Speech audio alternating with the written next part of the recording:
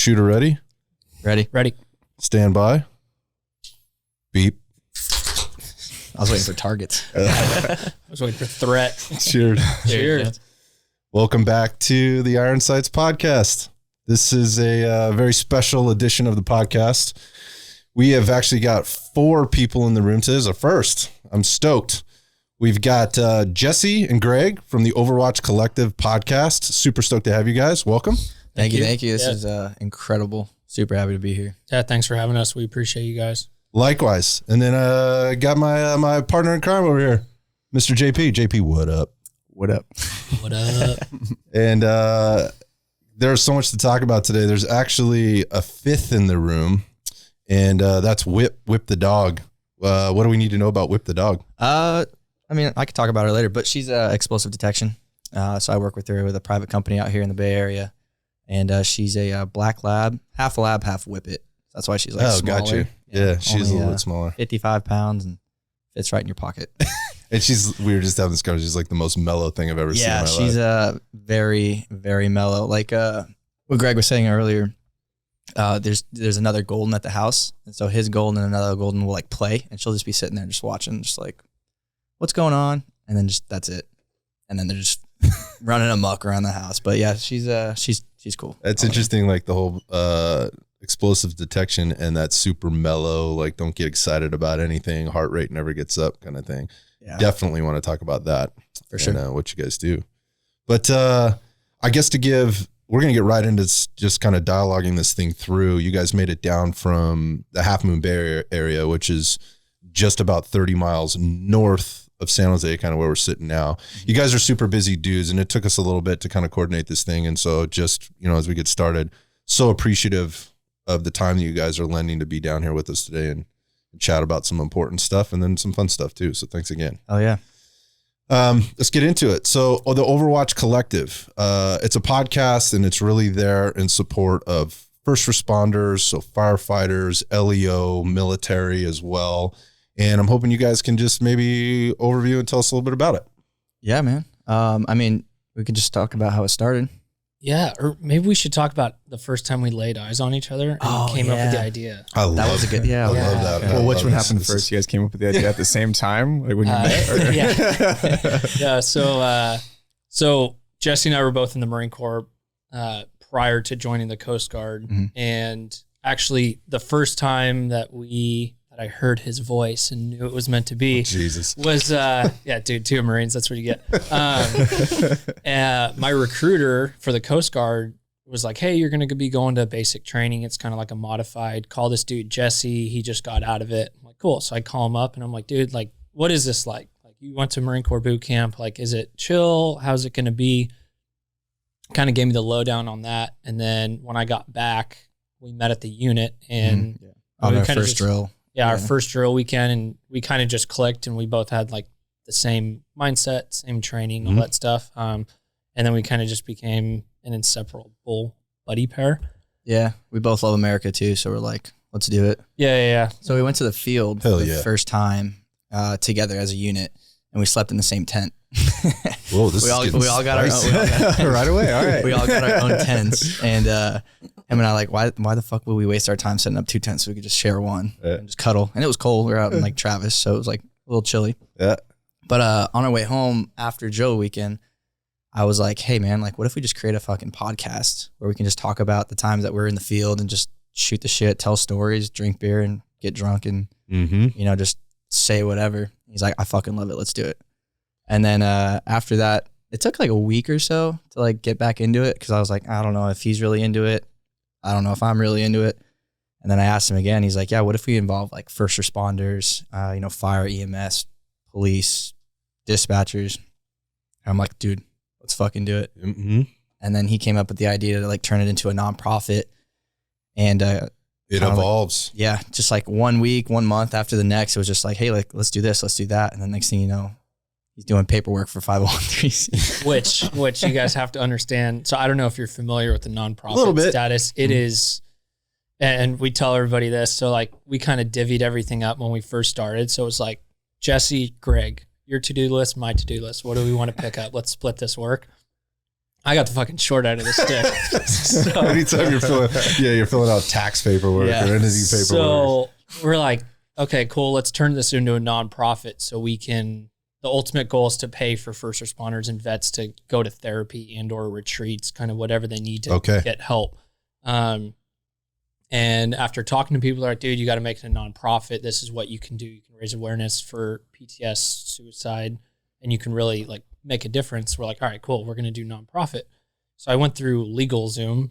You guys heard of LegalZoom? Yeah, of course. When I started Red Dot Fitness, I started there. Yeah. Yeah. So, and I thought we'd be fine because we paid like the ultimate package. It was like $1,200. Oh yeah, the premier holy shit package. Yeah. I know all about those. Yeah. And I'm like, all right, cool. This is going to be easy. We're getting the ultimate package. At this point, we're all out of pocket. It's done for you. Yeah, and they make it sound so nice and easy. I swear, I literally called that place 2-3 times a week to where they would answer the phone and be like, thanks for calling LegalZoom. This is Tiffany. I'm like, Tiffany, this is Greg from the Overwatch Collective.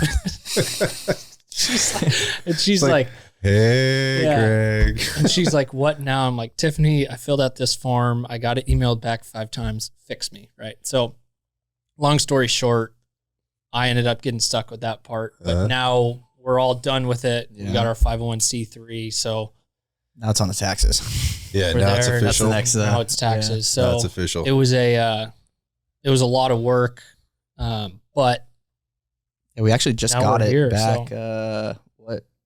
A week or two ago. Okay, like so officially, yeah. So that's so it's official. Congratulations. Thank you. That is a big accomplishment. I mean, we're joking about it, but that's a lot of work, and this isn't your only job, so to speak. So there's a lot that goes in. There's a lot of energy, and given what you guys do, as professionals, there's a lot. It's adding a lot to the plate. But so how old is the podcast? You said it just like officially the nonprofit's 2 weeks old, right? Yeah. Paperwork wise. But when did you guys actually start this thing? So the podcast was June 2nd. So that was actually we started the Instagram, like the Facebook and like the socials and like the idea on like June 2nd. Mm-hmm. Our first actual episode was June 30th.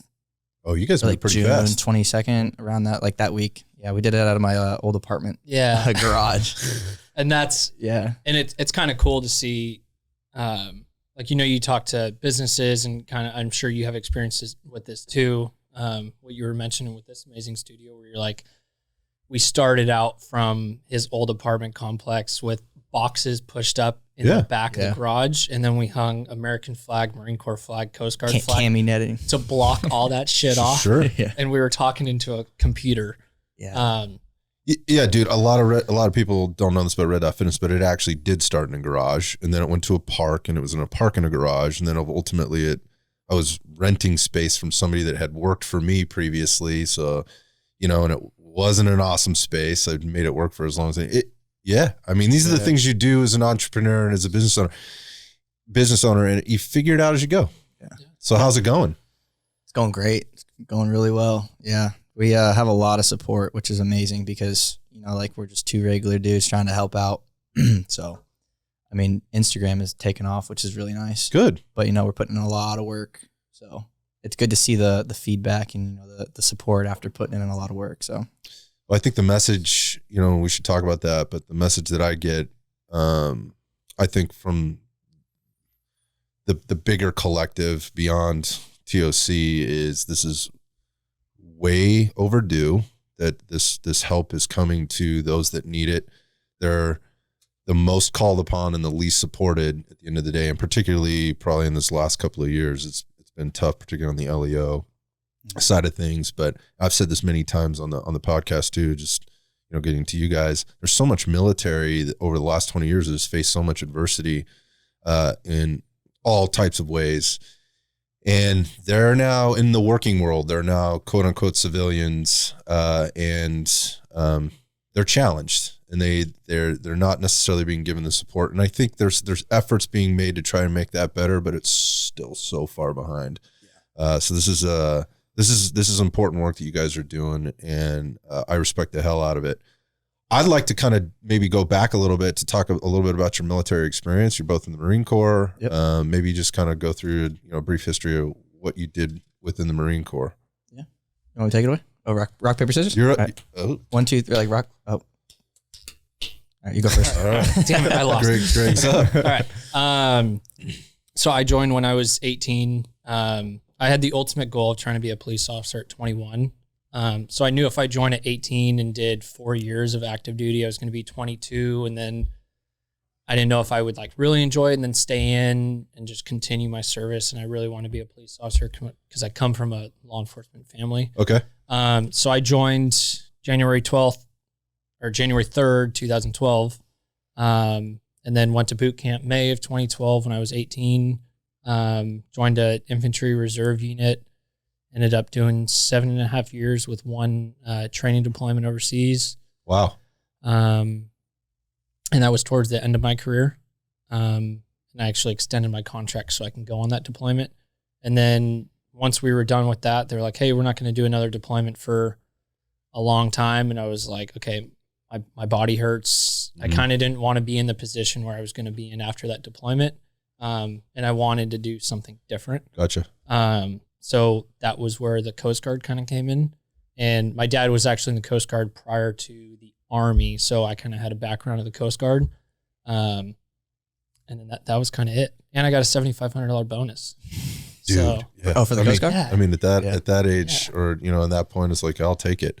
Yeah. So what was the MOS in the Marine Corps? I was 0311, so it's infantry rifleman. Gotcha. Yeah. Gotcha. And what was the deployment? Japan.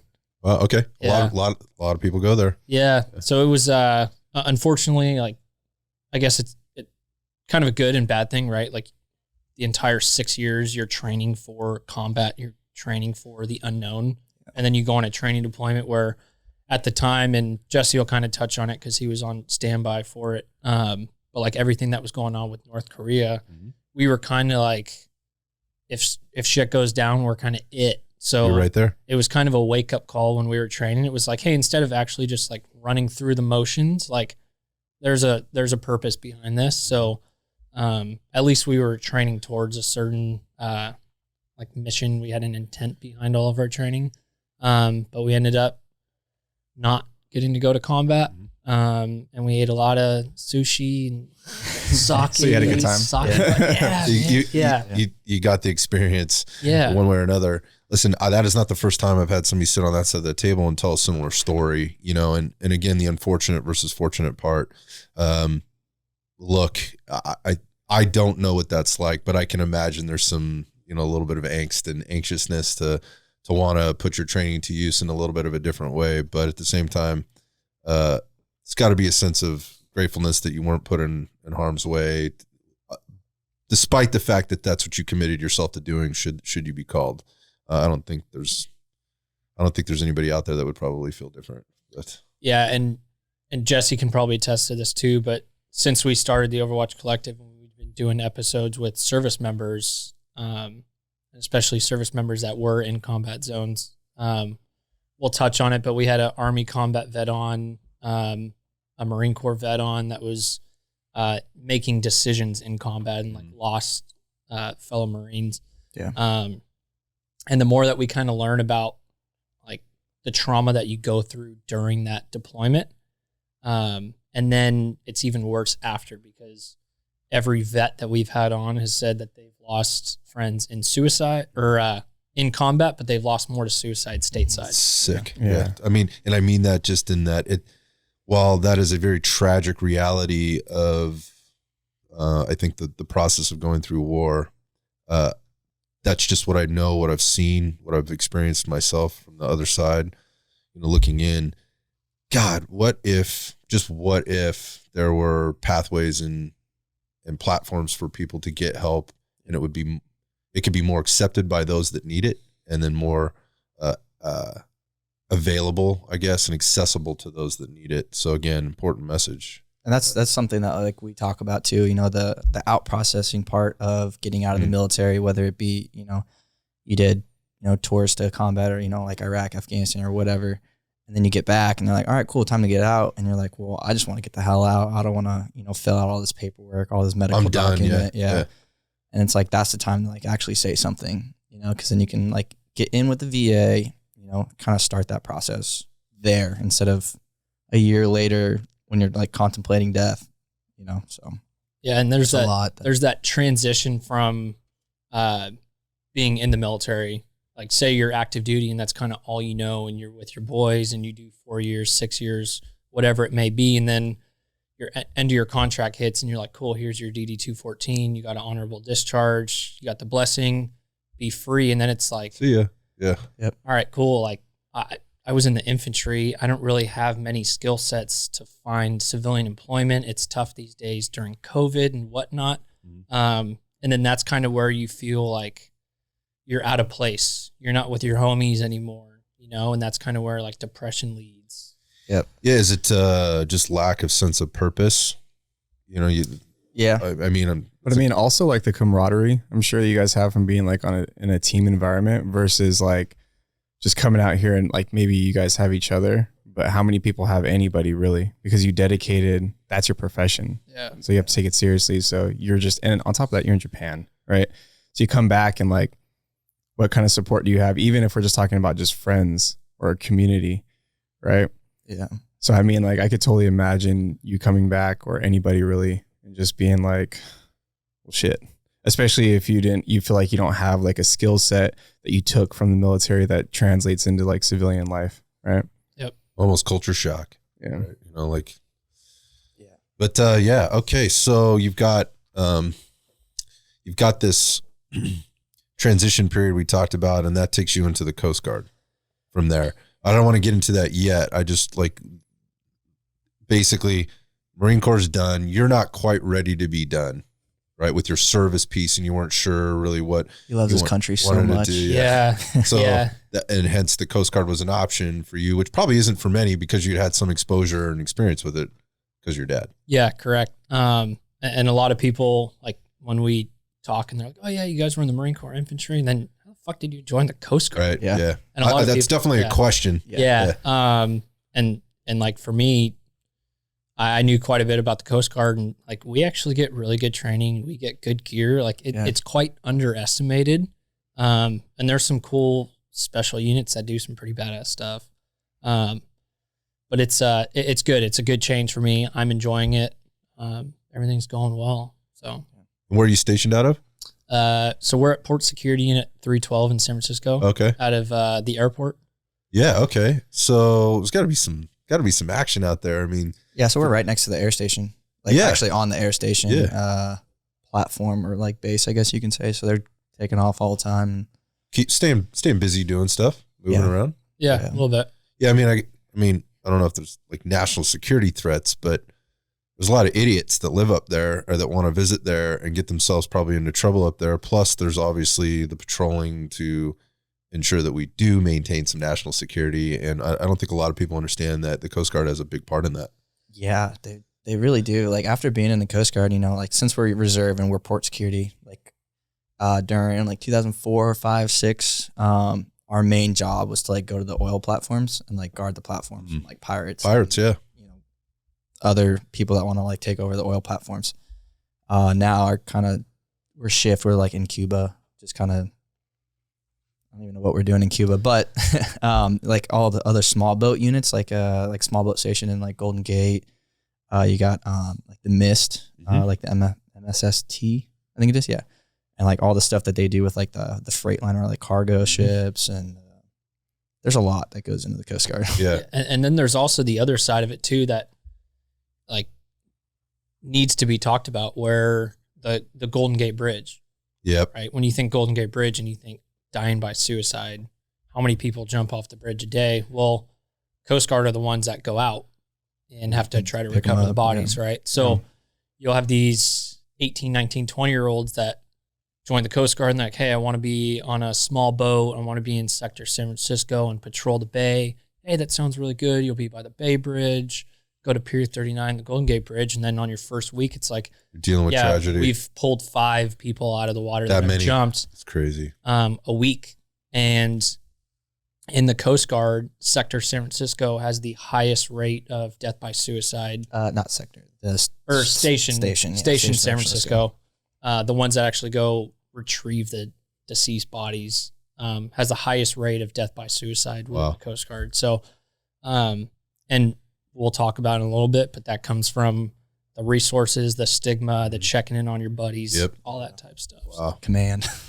Yep.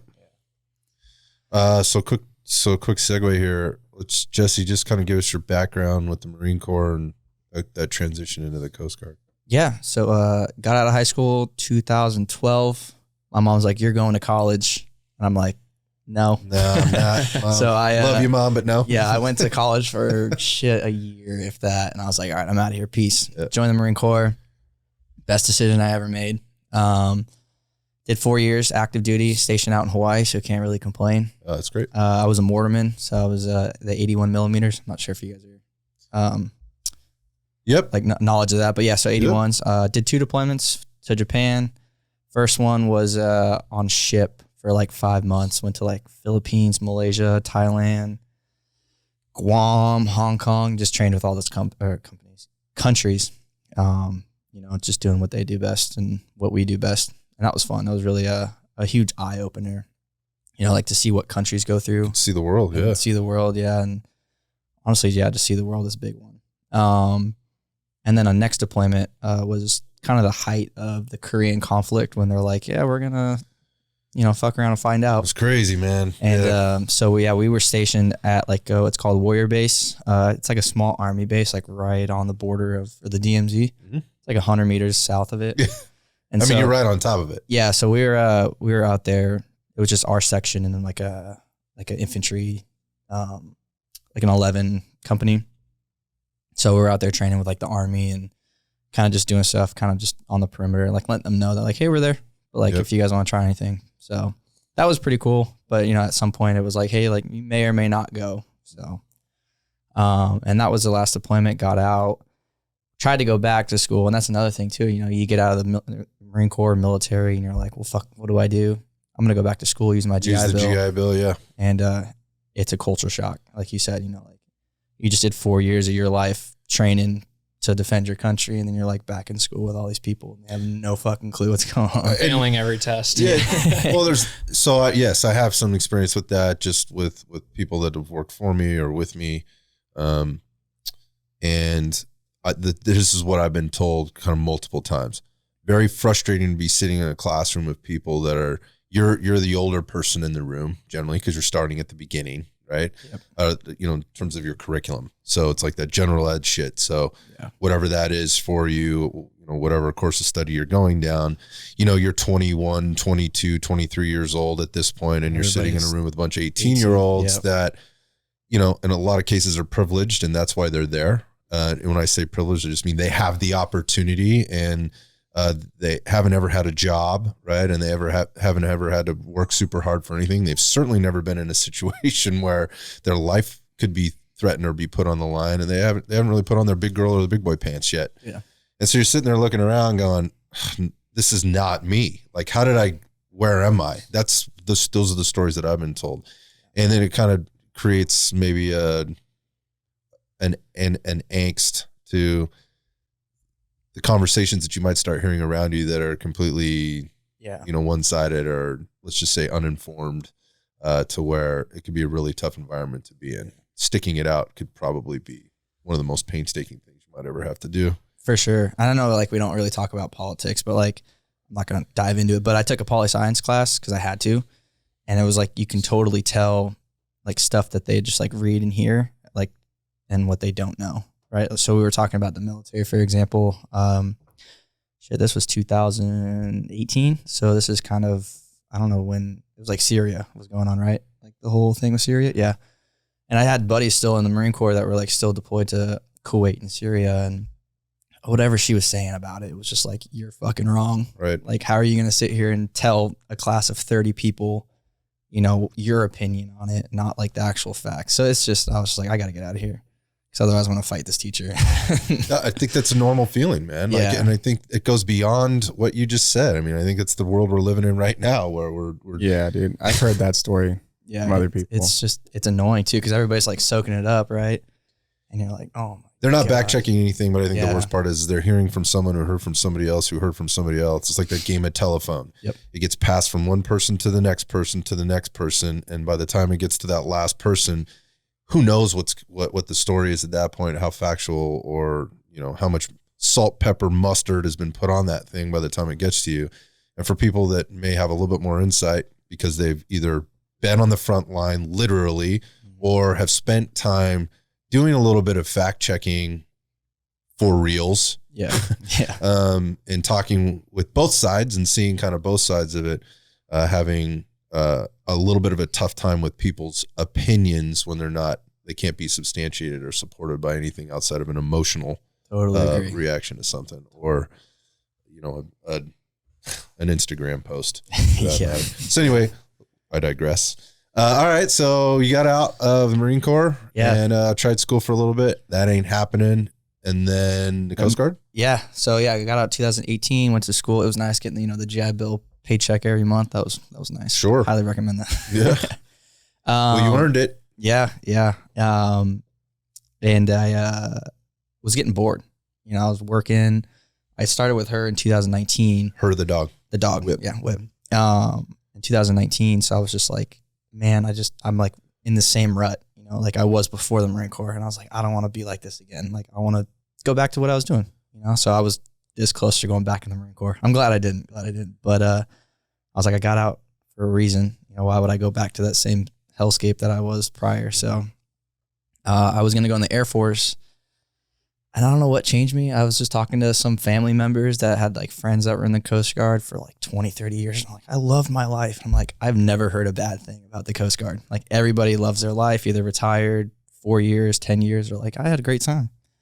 And I was like, cool, Coast Guard it is. So I like walked my happy ass over to the Alameda Coast Guard recruiter office. And I was like, sign me up, just get me in. I don't care where. Just So were they happy to take you guys? I mean, is this fairly easy transition given your previous backgrounds coming in, or is this kind of one of those things where, I mean, the Coast Guard isn't a massive agency or branch, right? It's not huge. Mm-hmm. It's big enough, but you know, I imagine for those that want to be in it, maybe is the selection process a little maybe tougher than something else?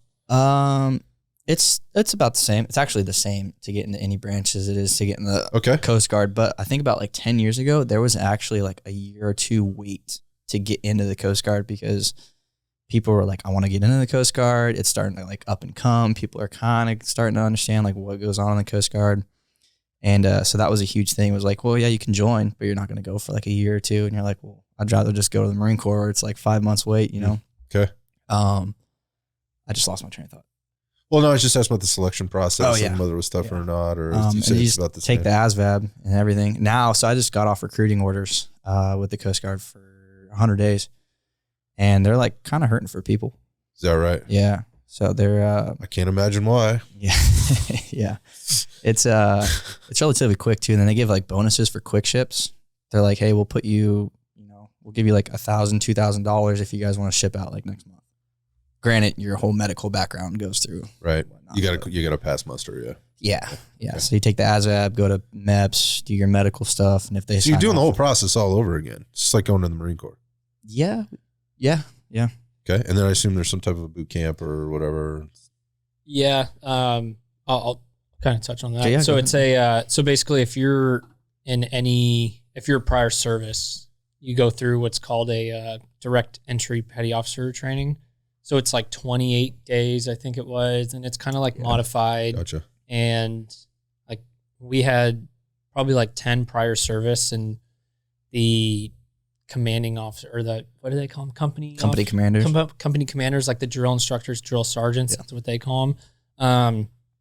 They know your background, so like they knew that me and a couple of my buddies were in the Marine Corps infantry, so they're kind of like, let's not like fuck with you. Let's just kind of like get you guys through this. But they still have to do like, this is the Coast Guard. We still got fucked with a little bit, like, the fuck games that they all do in the military. And believe it or not, the Coast Guard actually is pretty equivalent to Marine Corps boot camp. We didn't get the full experience, but we saw the 18, 19, 20-year-olds running around. So they call that like the 8-week companies. So like ours was like 3. So their full is 8 weeks. And we saw them doing stuff where I'm like, fuck, that was just like in the Marine Corps. And you see an 18-year-old holding up a rifle just thinking it's the heaviest thing in the world, right? And you just like get some sense of joy out of it. Yeah. I'm like, I remember being in your shoes, man. You'll get through it. Think of something happy. Find your happy place, like Happy Gilmore. But yeah, for us, we had the same recruiter, and she was like, oh, you guys were both in the Marine Corps. Boom. Like, we ran the PT test, and I was like, I got to train for this PT test, and ran it like a mile and a half. And I think it was like 9 minutes. Like 9 minutes. And she was like, oh my God. I'm like, was that good? Like, do I pass? She's like, yeah, we normally get like 10 or 11. I'm like, all right, cool. Like, whatever. But I guess when we were in depot, that training, that's kind of where all your leadership that you've learned kind of comes into play. And then it's just a smooth transition into the Coast Guard. Gotcha. Yeah. So it kind of just, like for the depot aspect of it, it kind of just tells you like, hey, this is the Coast Guard. These are the ranks, this is your uniform.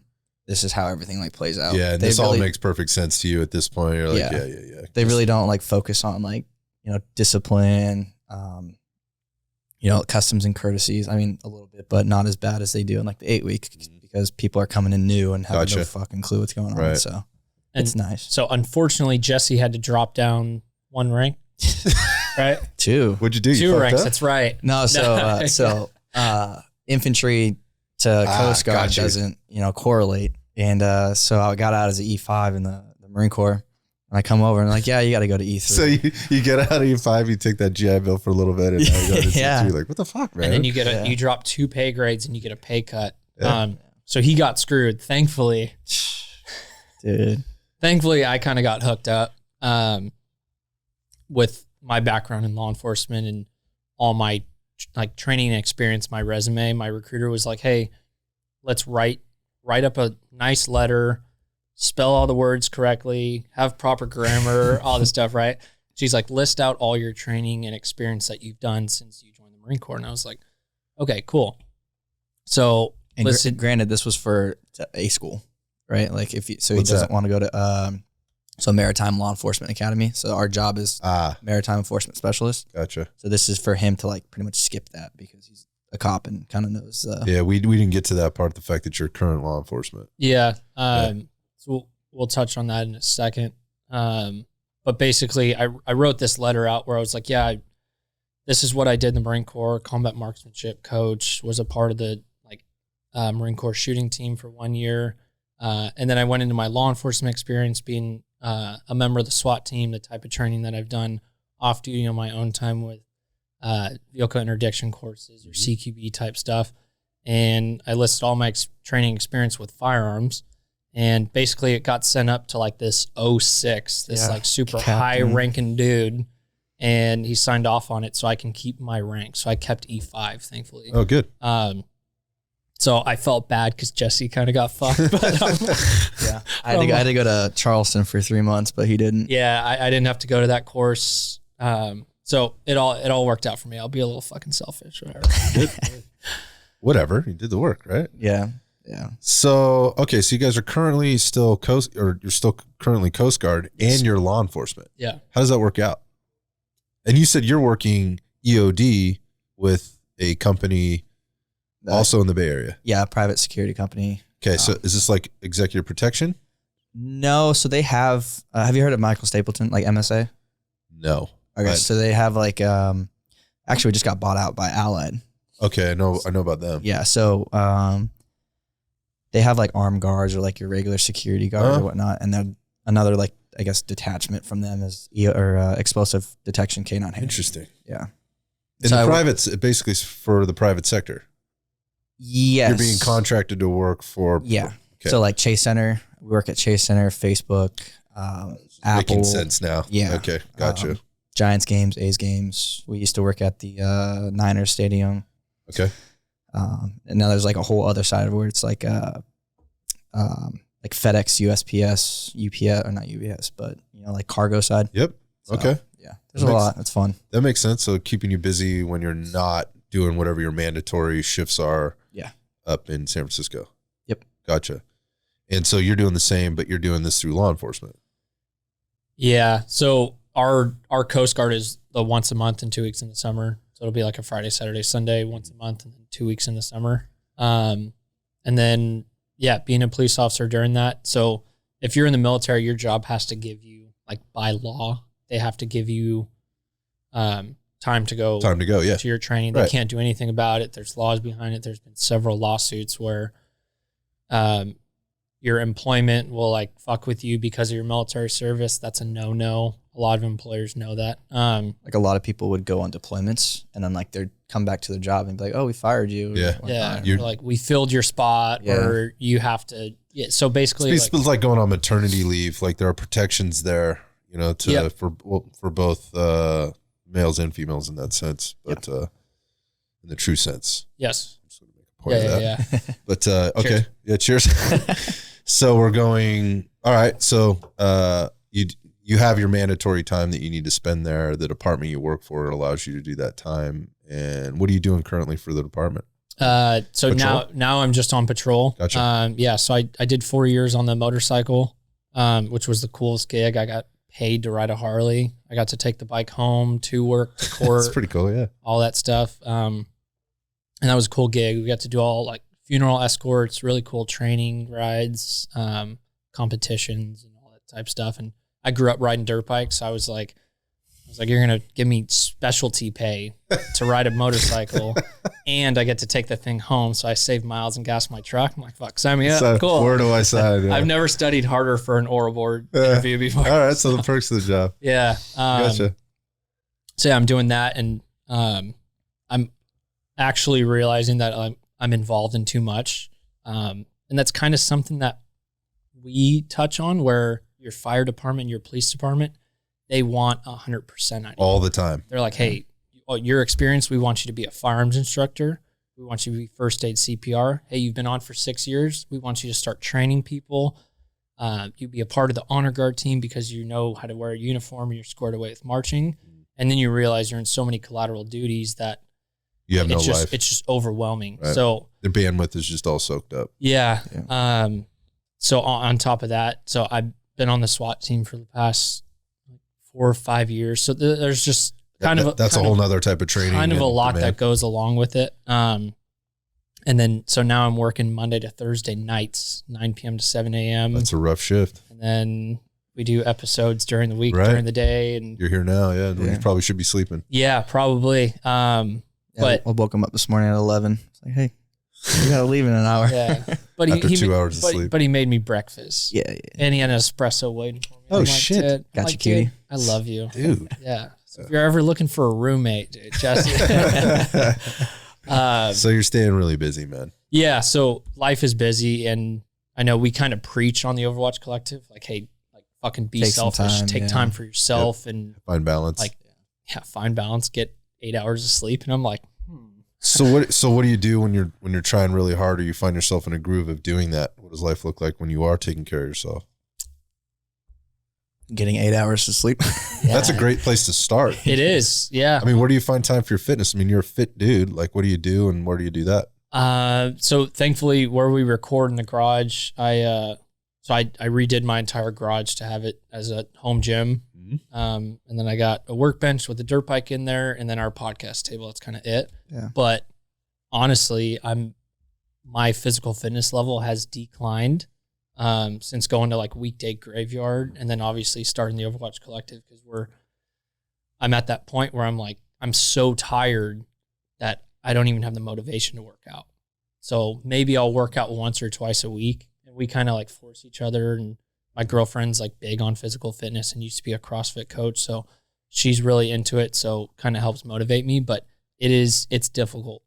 I think it's worth talking about, actually, you know, when people have themselves so stretched. I mean, we see that as coaches all the time. I mean, the fitness end of things is something we've spent a lot of time around personally, but also professionally, and learning why people are challenged and how they're challenged. And it's really easy to say you're just being lazy, but I think you just described really articulately, actually, that you're less than lazy. You're the opposite, right? You're out there constantly driving, and that's the nature of the job that you have as well. There's a couple different jobs that you have there.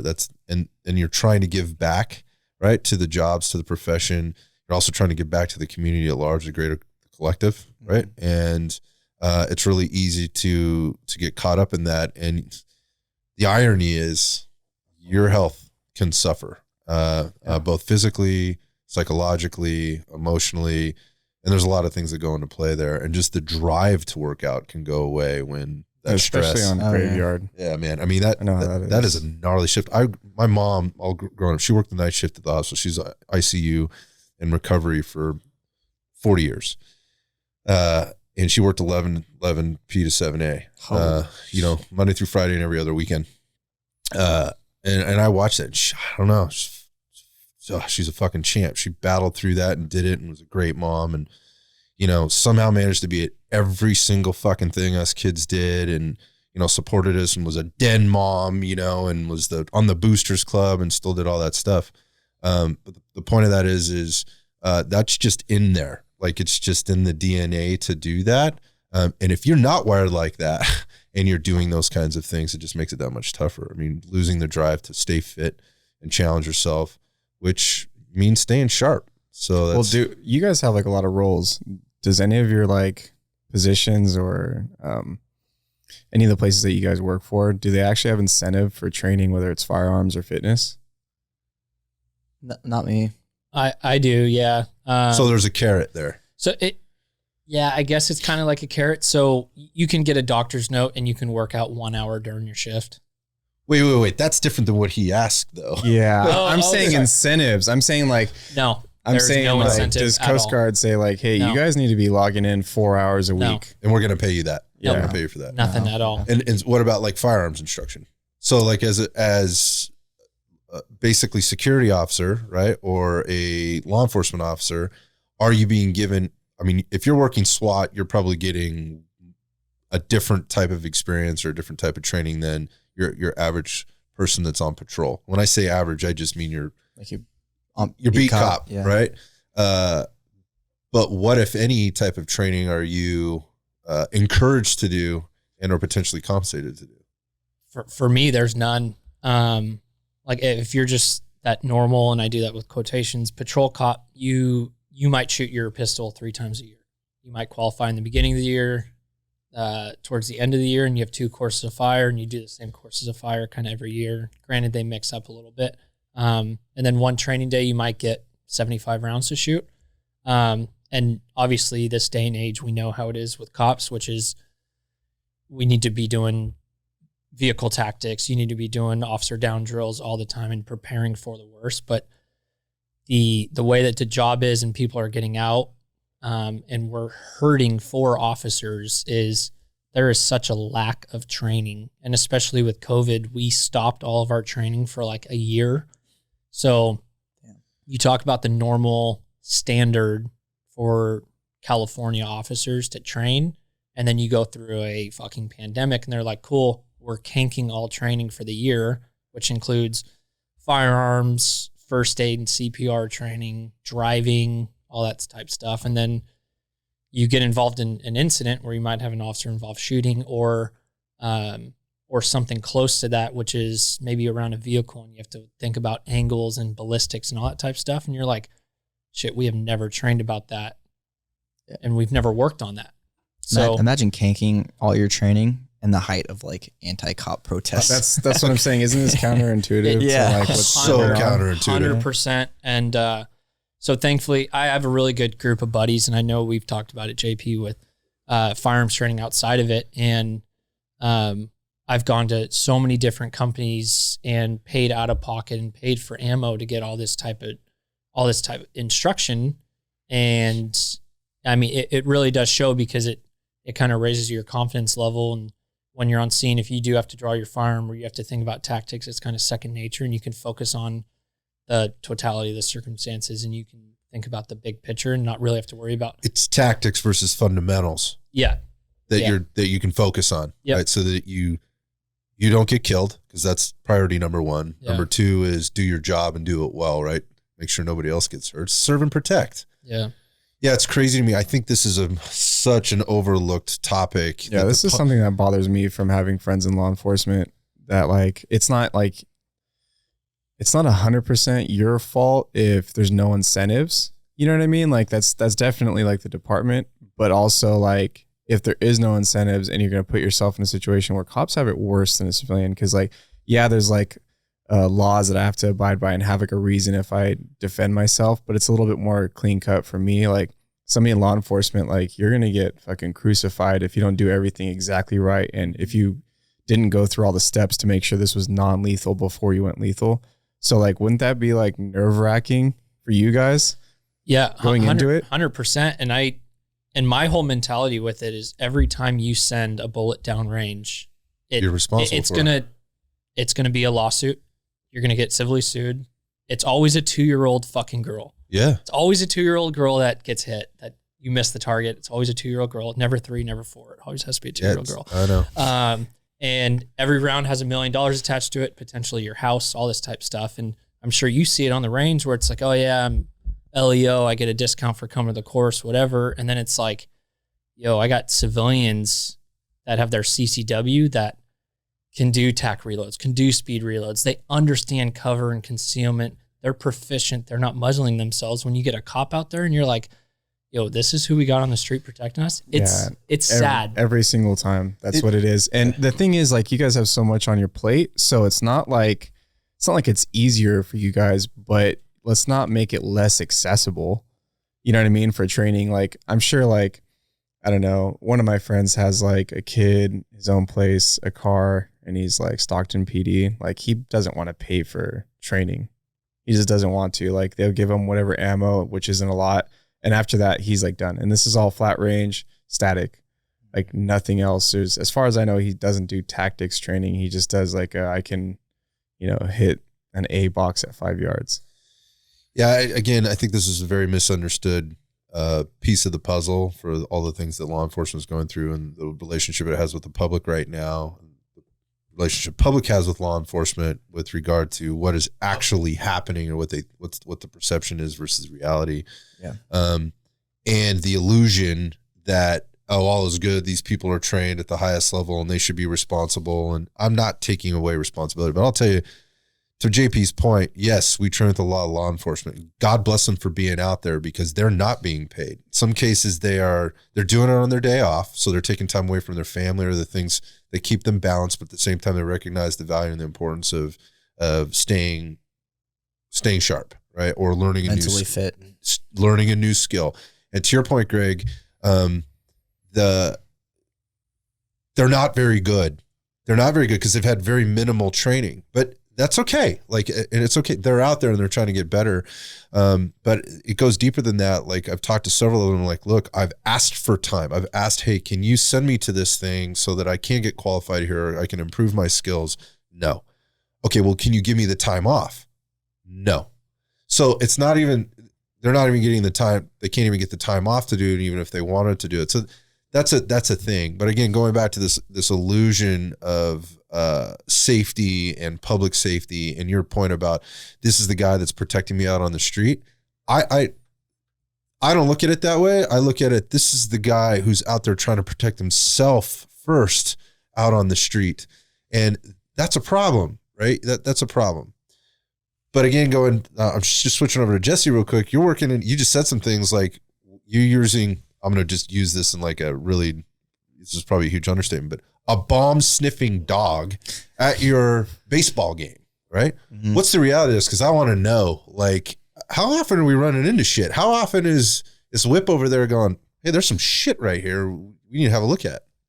Honestly, never. Never? Well, that's awesome. And I don't know if that's a good thing or a bad thing. So, well, I'm going to say that's great. That's a good thing that we don't have bombs walking into things. But at the same time, like, I'm going to liken it on the other side and look at the other side of it. What is it, like fucking 8 years ago, somebody tried to light their shoes on fire in an airplane. And now everybody has to take their shoes off and line up 300 deep to get through the airport. Wait, what's the reality of this thing and this illusion of security that's out there, and how safe are we really? What problems have we created, right, that don't really exist? I hate to say it, but it's all insurance. I mean, that's what it comes down to, right? Like, if a bomb does go off and I'm there with my dog, one, it's not my problem anymore. And two, it's, say we're at a Giants game, right? And the Giants is like, oh, I have, bomb detective dogs, like under my insurance, like we're covered. We're good. So then just either goes to the company, goes to if they find the guy, so it's, like I said, it's all insurance, which is shitty. But I mean, it gives us jobs, but yeah, I mean, and she's a great working dog. Like, you tell her to seek or do whatever, she does not take her nose off. So it's just interesting, I think, segue to kind of what you guys are doing and the type of work that you do, and then leading into TOC and the mission that you guys have and who you're helping, given your current background and what you're doing. So we hear a lot of this gets sensationalized, and there's a lot of people sort of in the space, if you will, of the firearms preparedness community, safety, public safety community that's served. And they have really crazy stories. When I say crazy, I just mean tragic ones, and have been faced with some really crazy adversity. And I'm talking about more of the military side, and they get propped up a little bit, I think, because there's a story to tell. And it's an experience that even you guys, didn't experience when you were in the military. Mm-hmm. We're talking guys that, and you've had some of them on your podcast. And so they can catch people's attention. And you hear this extreme stuff that's out there, reality, but extreme. And I mean, we're even seeing some of that currently in some of the current events that are going on now. People are kind of maybe being enlightened to what the realities of this stuff is. But talk about the work that you're doing right now and what you guys have learned in your process or your journey about PTS and how it impacts people, and where are the solutions for this, and maybe some of the successes, and then we can talk about some of the other stuff. That's a big question. Yeah. So for example, we've had some, friends die by suicide. So that was a huge, initiative to start, hey, we need to fix this shit. A lot of people are dying, whether your buddies, your friends, people, first responders, veterans. And it's where does this shit end, right? Who's speaking up? You have, the 22 a day, but now it's probably over 100. And then, you have those people that have traumatic incidences where it's, they have PTSD, PTS, whatever you want to call it, or, those types of mental health problems where it's what can we do to normalize this, and make it okay to not be okay. And so step by step, instance by instance, and story by story, just letting people know it's okay to share. Yep. And it's okay to reach out to somebody. Yep. So, if you want to caveat on that. Yeah. And I think the big thing, when we first started, which I guess is different from any nonprofit, but we kind of went backwards with starting with a podcast and then turning it into a nonprofit, is we wanted to get a police officer on, a military member, a firefighter, and kind of cover all of our bases of the first responder realm and military, right? So we wanted to, our first season, we wanted to get as many people on to hit, hey, if you're a dispatcher and you go to our podcast and you see an episode with, hey, we got 3 dispatchers on an episode, you're going to kind of be inclined to go to that one and listen and hear stories and how being a dispatcher, which gets overlooked, is fucked. Right. Dispatchers go through PTS. They answer calls of people not saying hey, I'm having a great day. It's the worst day of their life. It's hey, I need the police. My 2-year-old son's not breathing. Right. You know what I mean? And then it's they don't get that closure. So in that episode, we talk about the struggles of being a dispatcher, and then the funny stories. We got to have fun with it. Yeah. But that's kind of the whole, how it started. And it was let's normalize mental health. Let's fuck the stigma. There's a stigma out there where you're a infantry Marine and you're training all the time. And I'm going to sit there and say hey, that mission really messed me up. I need to take some time off and speak to someone. I'll tell you right now, that shit doesn't happen. No, I couldn't imagine that it would, because now you're a liability to the group in everybody's mind, including your own. 100%. And it starts there, right? If I say this, people aren't going to trust me. Yep. Right. And being a police officer, for example, if you say you're hey, I've been going through a lot, I'm not in the right headspace. Red flag. They take your gun, right? And then you're on light duty, and you got to think about it, right? Your peers, your fellow officers that work your same shift are what the fuck's going on with Greg, dude? Yep. He doesn't have his gun. Oh, he's suicidal. It's just immediate. It's a thing, it's immediate right? stigma. Yeah. And in the first responder realm, if you do something wrong, you go through an internal affairs investigation, right? say you do something that you're not supposed to do as a firefighter on duty. You go through an internal affairs investigation. It's in the jacket. Maybe you get suspended for a day. It's in the jacket. And they're like, nah, this is all confidential. No one's going to find out. It's like fucking high school. Everybody finds out. Right. Yeah. So if in minutes, right? It's viral. Yep. It's like through the airwaves right now. Right? Yeah. And if they're going to find out about you doing something with a lady or with a dude on duty, that's just an example, and you're getting in trouble, everybody's going to find out about you potentially being suicidal or you going through a fucked up time, substance abuse, whatever it may be. And that, in my opinion, is what we're trying to reduce. And it's, and like, it's great. Like, some agencies have peer support systems, but how am I supposed to go speak to a sergeant that's in charge of me and say I'm fucked up or I need help? You know what I mean? There's still that stigma around there. So, I know I kind of rambled on, but no, you didn't, dude. That's kind of how, like, kind of our mission. And then it's just, like, with each person that we bring on, it may be the same, like, relative story, but the outcome that they, like, go through, right? Like it's never the same. It's never the same, right? So yesterday we actually had a podcast with Ranching Vets. It's a nonprofit for veterans, like, that come out of the military that are, like, from like the community and they want to get into ranching. Okay. And they kind of, like, set them up, like, hey, this company's hiring, send them all your information, blah, blah, blah. They'll help you out and they'll get you set up with ranching.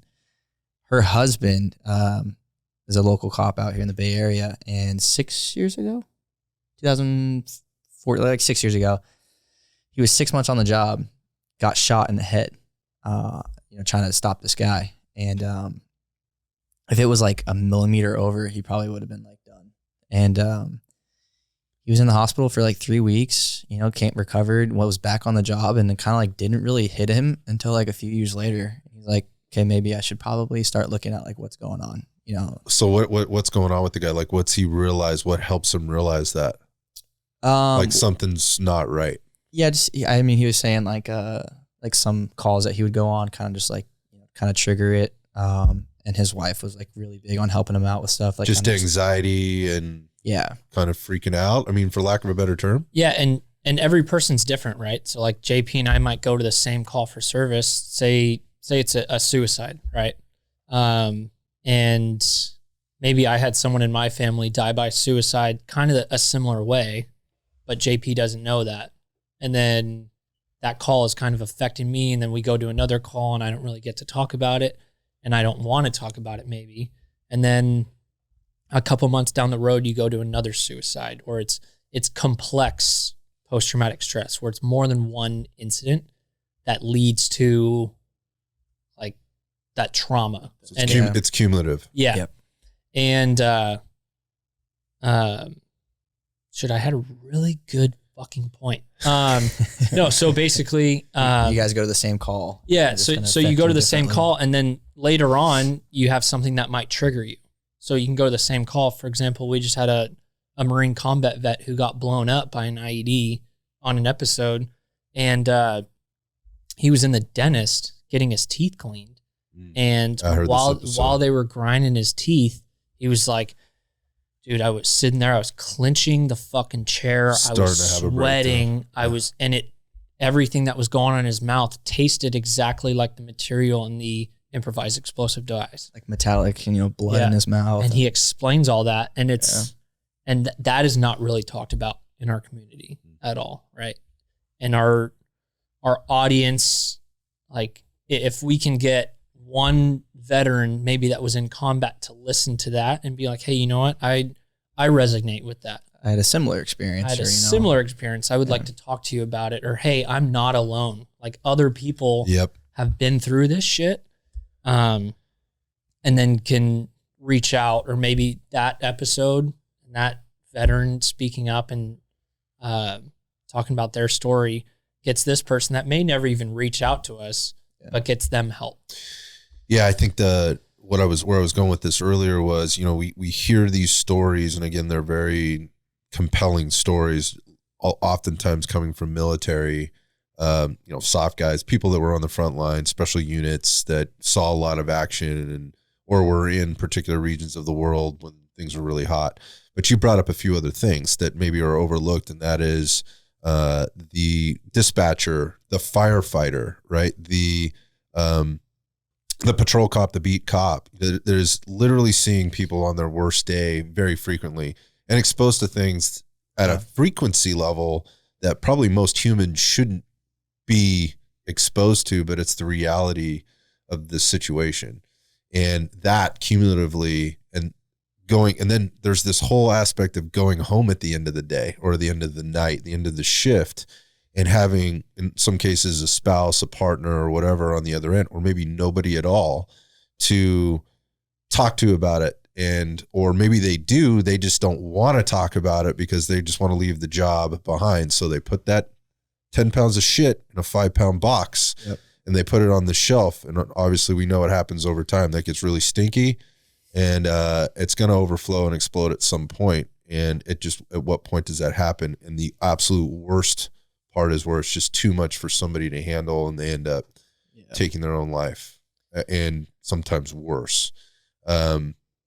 So let's talk about this concept of PTS and this stigma that's attached to it. I made a statement to a post I saw you guys put out the other day, and this has kind of been, I was having this conversation with somebody who went through a suicidal period in his life. And this was it's not LEO, military, first responder related at all. But we had sort of a deep conversation. He had opened up about his thing for the first time publicly on the show.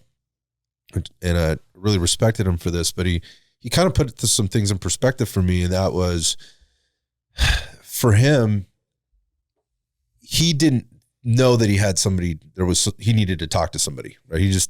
First there's sort of this unconscious incompetence, of like, there's some shit going on. I don't know how to deal with it. I've got this unsure. I'm unsure. I've got this, misdirected energy. I don't know what to do with it. So in this case, I'm just putting it all in this box here and I'm just going to try and forget about it. Or I'm going to try to find some coping mechanism. Maybe that's generally it leads to something unhealthy. Yeah. Right. But maybe it starts out as a good intention, healthy. Maybe it's exercise, maybe it's, whatever. But exercise is just one of those. I've seen that happen where then it turns into, you're kind of just trading one problem for another. Now you're doing this too much and you're overcompensating, so to speak. So it goes from that into, okay, I realize I'm fucked up.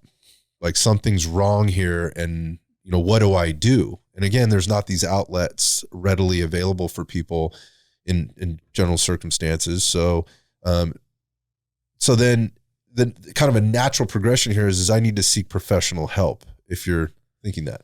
And what you were kind of describing is if I do that, now I'm red flagged. Right now I'm out there. And what happens? And in his particular case, he's like, well, now I go see somebody and that we start talking about this issue.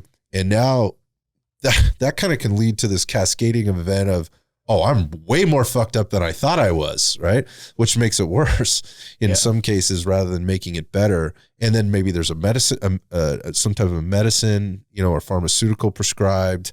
Maybe you're going to talk to somebody and then you're put in some group and you're made to be, and none of the issues are really being addressed. And all along the while, you've been diagnosed with something, right? And this is the point I'm trying to get to. You're diagnosed with PTS, right? And so all of a sudden you take on the identity of I am post-traumatic syndrome. Yeah. Or stress. I am that. Versus I have that. So this is what happens in mental health, right? And it only happens in mental health. It doesn't happen in, say, maybe the conventional form of medicine or disease, if you will, or being unhealthy. If you got cancer, you wouldn't say I am cancer. You'd say I have cancer. Yeah. Okay, you have cancer. What type of cancer do you have? Right? Well, I have this type of cancer. All right, well then if you have this type of cancer, there's protocols that we can go down to start to treat that cancer for these different things. And if you told your friends that you had cancer, what would they do? They would surround, hopefully, your family and your friends would love you. They'd surround you to provide support, mental, emotional support, physical support if necessary. And there's all these different avenues and all these things available to you.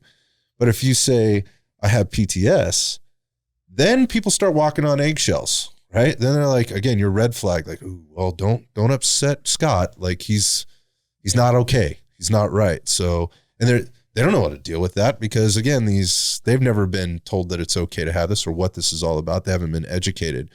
And the point of that again is the person can take on the identity that they are PTS versus they have PTS, and there's things that can be done to help you, and there's outlets for that. And that doesn't mean it's going to go away. It's just, how do I learn to manage and deal with this? Am I better than I'm dealing with it right now? So then there's a conscious competence to it versus starting in the unconscious incompetence, and that whole in-between gap and how that's filled. And I think what I hear you guys saying is that fucking gap is the problem. Yeah. I mean, what comes to my mind is, Cam Klotz, like that episode. Does that come to your head at all? So this Marine that we had on, Cam, he never had to kill anybody, but he went overseas. He saw a lot of dead bodies, did a lot of patrols, right? That's where he got his PTSD from. And he was like, look, I like that you guys are dropping the D out the PTS, right? A disorder. But he's like, look, my life, it was fucked up. Like my life is in a disorder. And he's like kind of explaining how it makes sense to him, personally, like his own look on PTSD was like, my life's fucked up. I have a disorder. How can I fix my life? Right? And he helped himself through school. Yeah. Right? So he started to figure it out. He didn't even really realize that he had PTSD and that he was kind of fucked up until he went to school and kind of learned about all that. Which I'm glad that he did. So that was a really good episode. Without school, maybe he would never have really realized that. But Scott, you touched on something really quick that I would like to discuss, whereas, with the whole stigma, and if you have an individual that's finally like, hey, you know what, through my work, I can go to Kaiser and I can get 5 free sessions, right? And say you mean like mental health counseling type sessions? Yeah, something like that through therapy, through Kaiser, and they have a therapist, right? So and I'll kind of talk about one of the members that we had who was a paramedic for San Francisco Fire on an episode. But so put yourself in this shoe where you go through a traumatic incident, and like you mentioned earlier, you see a bunch of fucked up shit throughout the job that the normal individual should not see. And after X amount of years, you're like, you know what? Fuck this. I'm going to go get some help. So you go through your insurance company. It's like, cool, I'm scheduling an appointment for Kaiser on Monday, January 1st, 2022. Boom, right? So you go there and trying to have an open mind, and you go in there and it's some lady that is her first year. She's only had a couple clients so far, and she's still learning, and she doesn't have any idea what first responders kind of do or see. So you sit down and you say, okay, let's give it a chance. And you explain kind of some of the calls that you've been on, whether it's a SIDS death of a child, a suicide, a fatality traffic collision where you saw a family dead. Or in this instance, it was a methed out mom boiling her baby on a stove. Jesus Christ. That's so, and it's just totally fucked, but that was the type of call. Reality. That was the call that threw him over the edge. And so he starts explaining it to this therapist, and she's like, let me guess. Yeah. Eyes wide open. You're like, holy fuck. This is the stuff that you guys see. And then his initial reaction is like, oh my God, I am really not normal. I really am fucked up. And I'm talking to a person that this is a professional. This is a medical professional. Yeah, that clearly validated in front of me that I'm fucked up. Boom, I'm out. Right. So never going back. Yeah. And that's why, so we're trying to push, and we have two, for the military side, we have two psychologists that work with the VA. They have their doctorate in psychology that we can kind of reach out to if anybody needs to talk. And we do the monthly live Instagram check-ins with them where we discuss different topics and all that stuff. But it is so important for our community, and if you're listening to this, to reach out to someone that understands your profession. And then I think we touch on the buddy program. Or situation, because you said he wasn't in the first responder. No, he was not a first responder. Yeah. He's in the medical community, actually. Okay. which is still something that we've talked about that we want to get people on. Is he like a nurse or ER? Or? Yeah, he's a practitioner. He's a doctor. Yeah. Okay. Yeah. Physical therapist. So Gotcha. Okay. I want to continue with that story. We'll get on kind of our buddy program and kind of something that we came up with a little bit later, but I've never heard that before. And then when you put that on the comment where you're like, I am PTS, and then eggshells, like it totally understandable. I think everybody can kind of relate to that and be like, how would we react if Scott, if you were like, hey, I'm fucked up, and you're like, oh my God, how do I respond to this? And then it's just easy just to like step away, backtrack, and kind of be like, I don't want to get involved. I don't know what's you want to insulate yourself and in a sense, try to insulate the person and make them feel safe. And the irony of that is generally speaking, that makes it worse. Yeah. Right. You're creating distance instead of leaning into it, right? Like leaning into, okay, I am not feeling okay, and it's okay to not feel okay. Being told that's another thing. Yeah. But you're people that don't know anything about it or don't understand your profession, they're left to wonder, like, how do I support this person? What are the outlets for them? So, which is probably another part of this conversation. So if you've got somebody that is suffering from PTS, right, and is dealing with it, what are the support systems for the people that are in their life to help them through the fact that their loved one has PTS and that they want to be supportive, but this is fucking them up too, because having it doesn't mean how it just affects your job. It affects every portion of your life. And again, we talked about 5 or 10 pounds of shit in the 5-pound box. It's going to spill over into relationships with your spouse, with your partner, with your kids, with your boss, with people on the street. If you're a patrol cop, all of those things. How do you create resources for people to help the people that are dealing with the challenges that they're dealing with? I mean, you guys mentioned the buddy program there. Maybe this is a good time to jump into that. I mean, before the buddy program, that's why we're trying to help like the spouses and significant others aspect of it, and trying to get them to come on an episode and like talk about their perspective. We had a firefighter and his wife come on. That's a great episode, by the way. Everybody should listen to this. Yeah, they talked about, the struggles they went through at the beginning of their relationship when he was consistently working overtime, trying to find a house, trying to build a life together. And he's just like, fuck this, I want to work. And you can clearly tell they have problems, at the house. And they're both kind of just. They're burying themselves in work. Right. Yeah. And what they overcame and what they did to help them in the relationship. Like we want people to hear that. Like, okay, maybe this works for me. Maybe this doesn't. I want to try, what this couple had, or I don't want to try that. I want to try this. So bringing on significant others, just to talk about their experience and significant others that are also in the first responder world too. Like, 2 cops that are married, 2 firefighters, 1 firefighter, 1, paramedic, whatnot. Like, what are the challenges that they face together?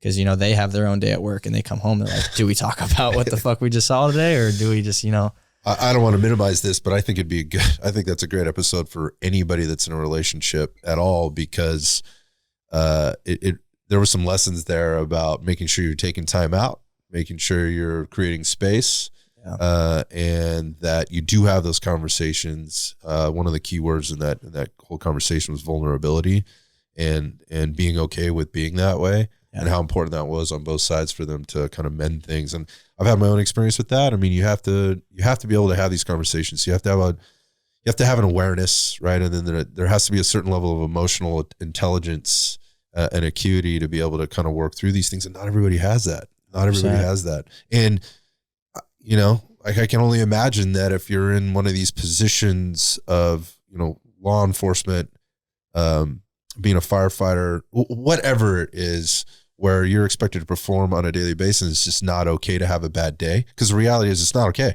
It's not okay to have a bad day. You have a bad day, again, it's a lawsuit, or you're on the 11 o'clock news. It's bad, looks bad on the department. And then it's, the whole department looks bad, or whatever else. You're not allowed to have a bad day. Yeah. That is a tremendous amount of stress, right? To then go home and say, hey, I had a little bit of a bad day today.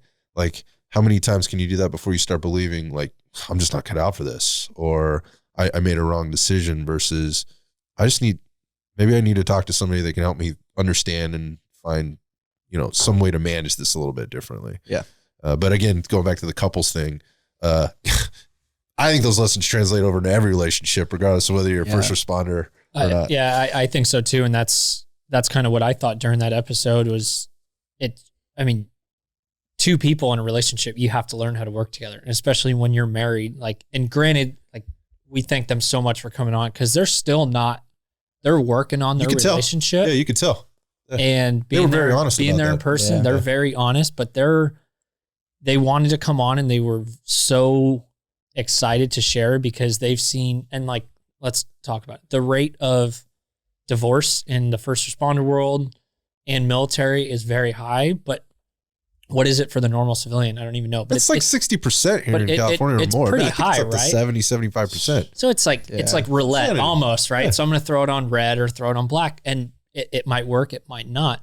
But like with these episodes, it's like, hey, these are tools that helped this couple or that are helping this couple, whether it's they were turning to faith and they were going to church. That's great. If you're religious, maybe try that. If not, reach out to them, reach out to another couple that you might know and try to find a healthy workaround for you, you know? And we also have Danielle that comes on our monthly check-ins with Anita. She's a couples psychologist, and she works with couples, with the VA. Yeah. And she just talks about like, you know, how to heal your relationship, or, you know, kind of like what are the next steps you guys need to take. You know, she gives really good advice on these, like, you know, these lives that we do.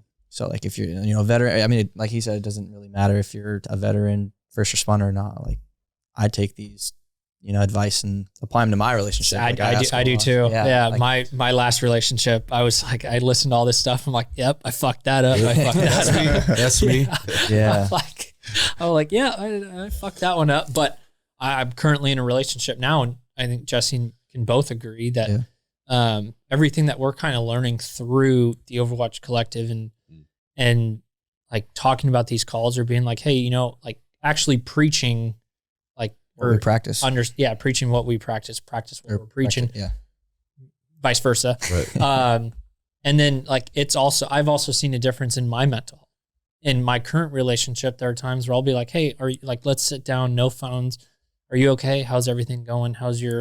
Whether it's like, hey, how's your anxiety? Do we need to go on a date, just us two, no phones? So yeah, I mean, for me, it's benefited my current relationship. And then the understanding of taking care of self. It's helped quite a bit, which is something that I never would have understood and probably would have done if it wasn't for this. So, and that kind of leads into like the buddy program. You know, if you don't want to reach out to somebody, like, you know, what's that word I'm looking for? Like specifically to go to like therapy, or, you know, to like, I can't think of the word, but if you want to keep it anonymous, right? And you're not, you know, I'm having struggles in my relationship, or say my husband's deployed, my wife, you know, whoever's deployed, and I have nobody to turn to. Like our buddy program, you can go on our website and you can be like, oh, cool, I matched with Greg. You know, he was married or is married, you know, significant other is deployed, has 2 kids, whatnot. He went through a similar situation. I want to contact him via email. Be like, hey, I just wanted to reach out. I'm going through this, you know, struggle. Like, do you have any advice? Can you help me out? What did you do? Whatnot. So that's amazing. Yeah, there's 6, I think 8 people on. Yeah, we have, you know, our moms are on. We have a guy that's a helicopter medic in Tennessee. Yeah, Tennessee. Yeah, Tennessee. Thankful he reached out to us. I honestly blanking on like a paramedic that works on an ambulance. We have a deputy coroner, and we actually did an episode with the coroner. And if you like dark humor, and I know we talk about dark. I figure you have to have that as a line of work, man. Dark humor to get through, like as a first responder and a vet, or even just like dudes, you do dark humor, right? Like you'll literally see cops on the scene of a dead body and they're laughing and be like, why the fuck are they laughing? Coping mechanism. Right. 100%. Right. That episode, we literally put in the caption, we're like, hey, like explicit dark humor, something along the lines of that. But that is an episode where nobody really even thinks about that, right? Kind of same thing as the dispatcher, where like no one really thinks about, like, they're the first responder. They answer the call.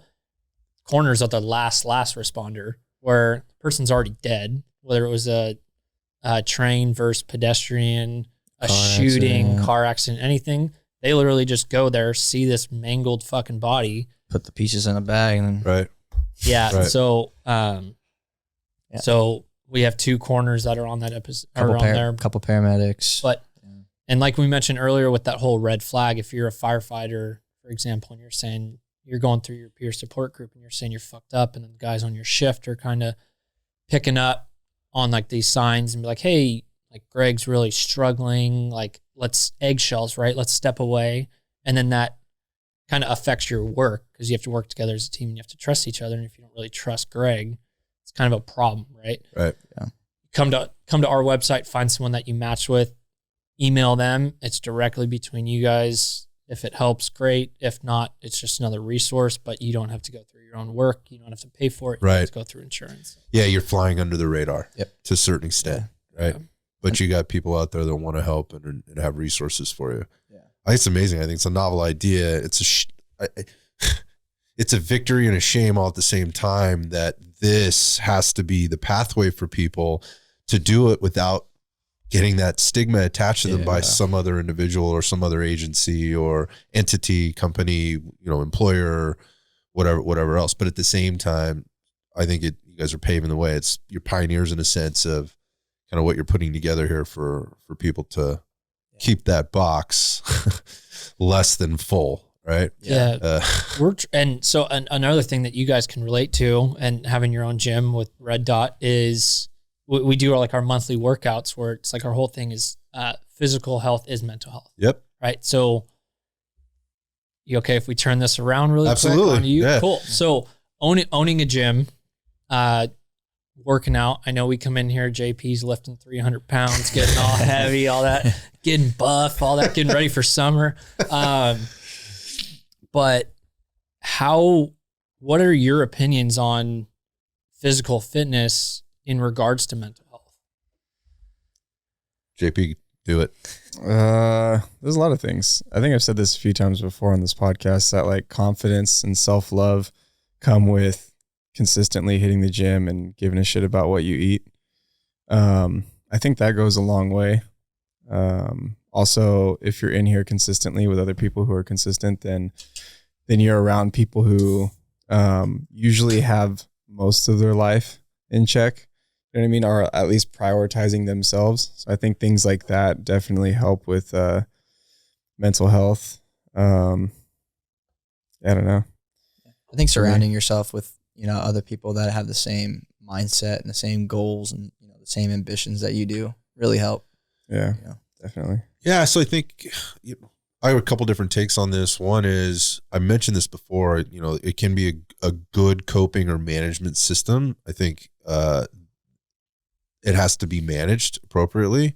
Some people can kind of bury themselves or drown themselves when they use this. I don't like the term therapy, like gym is therapy. It should be part of your lifestyle.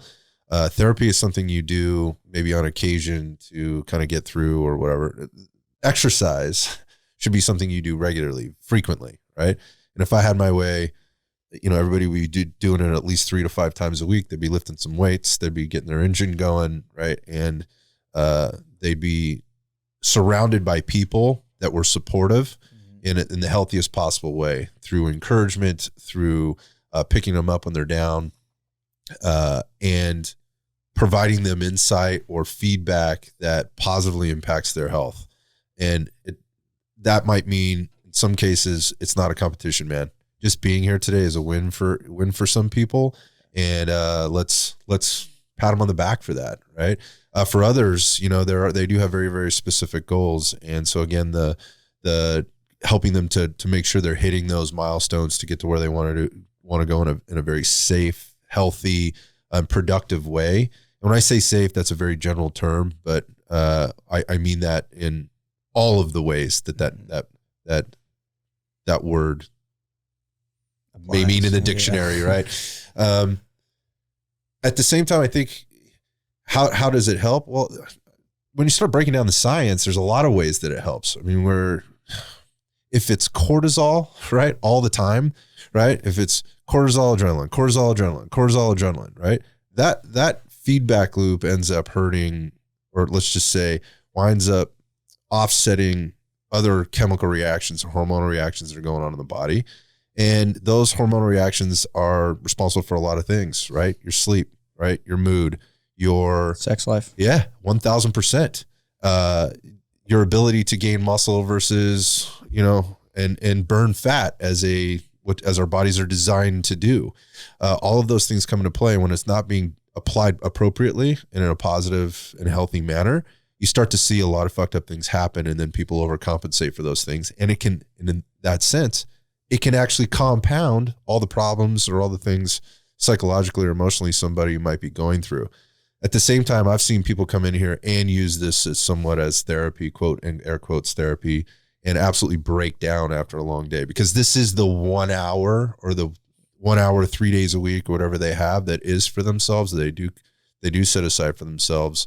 And it's that 1 hour, however many days a week, that keeps them quote unquote sane and happy. But to your point, I've never met anybody that committed to a consistent and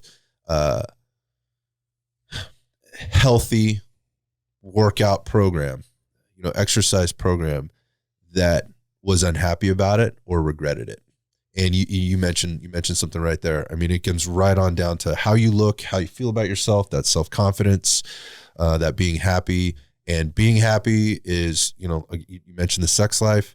That's an important thing as humans. And I have no problem talking about it. I could go down that biology. Yeah, I could go down that rabbit hole. If that's not being taken care of for you on your end, on either end of your relationship, or however you're sharing that with somebody, it's going to be a problem. It's going to absolutely be a problem. And it isn't, I don't think a lot of people put that together, that when we exercise, we drive hormonal pathways that support that. And that is a thing. And I can imagine, as you're, in the line of work that you guys are in and the things that you've done, particularly in law enforcement, that that's one of the first things that may start disappearing when that sex drive, when somebody's really having a tough time. They're overstressed, they're overworking, and whatever else. And that's going to fuck up your relationship. Yeah. And so the episode that Jesse was talking about with the firefighter and his wife, they talked about it. It was kind of funny. She was like, I'm going to do it. I'm going to go down the rabbit hole. Yeah. Sex. Right. It's important shit, man. Yeah, no, but like it really is important. And exactly what you mentioned, depending on your profession or being in the military, whatever it may be, if you're constantly stressed all the time, and then, and you're come home and you're just physically and mentally exhausted, and then you're not communicating with your partner, then it starts to lead into an argument. And I'm sure that's a cause for a lot of arguments and resentment. Yeah, for sure. Yeah. And then it's like, oh my God, is my body not okay for you? Are you not attracted to me? That's the common one kind of that I've seen, where it's like, oh my God, like, are you not attracted to me? And it's like, no, I'm just like exhausted, so busy, drained. I don't know if there's any, there's probably a lot of studies out there. I don't know, so I can't quote anything, but I'm going to go out on a limb here, and I'm going to be pretty confident in saying this. I'm sort of an expert in the field of fitness. Healthy, fit people have way more sex than unhealthy, unfit people, right? And because they can, and they're driven to do it more. I don't know, maybe that's a bold statement, but, and that's not to say that, being unhealthy or being unfit means you have less sex. Maybe that's really untrue. But if you're unhealthy, you're definitely not having as much sex as the healthy person. And if you're unfit, you're just that much closer to being unhealthy. So that's where I feel good making that statement. And if you are unhealthy, your sex life is unhealthy because you're unfit, right? Then your relationships are going to be unfit. Yeah. Or what you're bringing to a relationship isn't good. And it ends up becoming a relationship instead of a relationship. And you have to completely look at yourself and go, what am I doing to not make it like this? And I believe fitness and health and taking full responsibility for your health and wellness is your primary responsibility as a human being. And that doesn't mean, you have to be walking around with a six pack all the time, whatever. It doesn't mean that at all. It's thanks for making me feel better. Different things for different people. Yeah. This dude. I do think that it's important, though. I think you touched on this a little bit to let people know that like mental health there's gonna be a benefit to working out, but like you said, you can't just submerge yourself in that and then like it's gonna make you feel better. Right. Like I had a buddy of mine that was just like He's like, oh yeah, I'm depressed and working out's going to help me. It's like, yeah, dude. So I turned to Dwayne Johnson and then all of a sudden we feel good. I'm like, just try it out. He did it in a healthy manner and he felt better, more confident and happy. But I've also had this with myself and a ton of people that I've worked with, where there's something else going on in your life and you're at the gym for 3 or 4 hours and you do everything your body's capable of doing for 3 or 4 hours. And you're like almost angry at the end of the day because you did everything you could do, but you haven't addressed what's actually going on. You still don't feel better. Is that what you're saying? Yeah. So like me, like physique wise, the best I've ever looked was probably the most unhappy that I ever was. No, I get it. Me too. I've been there. Yeah. So like that's something that's a good way to look at it. Yeah. And like a lady that I've worked with for like 3 or 4 years now, she's 60. When I first met her, she was like, hey, I don't need you to sell me on shit. I just want to be able to go hike with my friends or whatever. I just got through a divorce and I'm just trying to like, feel a little bit better and happier. I'm like, okay, cool. I'll get you to do a lot of shit, but let's start there. That's fine. And she's like, no, you don't have to be nice. No, really, you're going to do more than you think you can do. And like 4 years later, she's lost like 35 pounds and she can snatch 100 pounds. Damn. Like squat snatch. She's fucking 60. But I will say a couple months ago, she hit me up and she's like, and like everything you've ever done for me, like, and she treats me like a son. Like, she's like, I appreciate all of it, but I can't go to the gym anymore. Not at least for like maybe a half year because I've never addressed how I felt about my husband leaving me. And I just coped with that by doing yoga and gym for 3 or 4 hours a day. And then after about 3 years, she's like, look, dude, I have abs. I snatch 100 pounds at 60 years old. And she's like, it's still there.